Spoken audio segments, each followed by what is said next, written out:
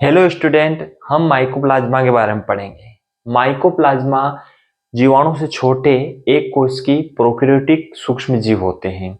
Mycoplasma की खोज सन 1891 में नोकार्ड एवं रॉक्स ने की थी।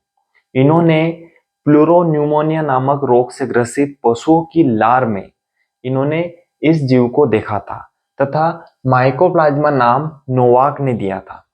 नोवाक ने माइकोप्लाज्मा नाम दिया, जो अभी वर्तमान में बहुत ही प्रचलित है।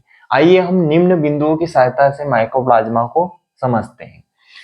माइकोप्लाज्मा में कोशिका भित्ति नहीं होती, इनमें कोशिका भित्ति नहीं होती, इसके चारों ओर कोशिका भित्ति नहीं पाई जाती है। नंबर 2, इनमें कोशिका झिल्ली लाइपोप्रोटीन की बनी होती है। इनमें जो कोशिका झिल्ली होती है वो लिपिड तथा प्रोटीन की बनी होती है, जिसे हम लाइपोप्रोटीन कहते हैं। ये लाइपोप्रोटीन की कोशिका झिल्ली बनी होती है। इनमें डीएनए तथा आरएनए दोनों पाए जाते हैं।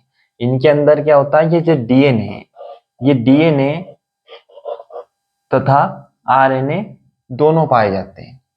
इसके कोशिका द्रव्य में डीएनए आरएनए के अलावा राइबोसोम तथा घुलनशील प्रोटीन उपापचयी उत्पाद पदार्थ रहते हैं। इनके अंदर क्या होता है, राइबोसोम होता है, ये राइबोसोम हुआ, और घुलनशील प्रोटीन सोल्यूबल प्रोटीन्स होता है तथा उपापचयी उत्पाद पदार्थ इसके अंदर इन कोशिका द्रव्य में रहते हैं। इसका आकार 100 से 500 नैनोमीटर तक होता है।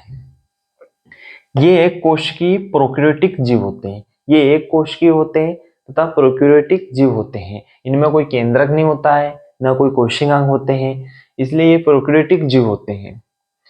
इसे पादप जगत का जोकर कहते हैं। इसे पादप जगत का जोकर इसलिए कहते हैं क्योंकि ये बहुरूपी गुण प्रदर्शित करते हैं। इसका आकार गोलाकार, ताराकार, कई आकार में होता है। इसका कोई आकार निश्चित नहीं होता है। ये बहुरूपी गुण प्रदर्शित करता है, इसलिए इसे पादप जगत का जोकर कहते हैं। ये जंतुओं तथा पौधों में परजीवी के रूप में रहता है। ये क्या करता है, जंतु और पौधों में रोग पैदा करता है, उनके शरीर के अंदर ये अपना जीवन यापन करता है, इसलिए ये परजीवी के रूप में कहलाता है। इस प्रकार हम माइकोप्लाज्मा की संरचना को, माइकोप्लाज्मा को हम निम्न बिंदुओं की सहायता से समझ सकते हैं। आशा करता हूं कि आपको माइकोप्लाज्मा इन बिंदुओं की सहायता से समझ में आया होगा। आप इन बिंदुओं को अपनी कॉपी में नोट कर सकते हैं, इसका स्क्रीनशॉट ले सकते हैं। Thank you.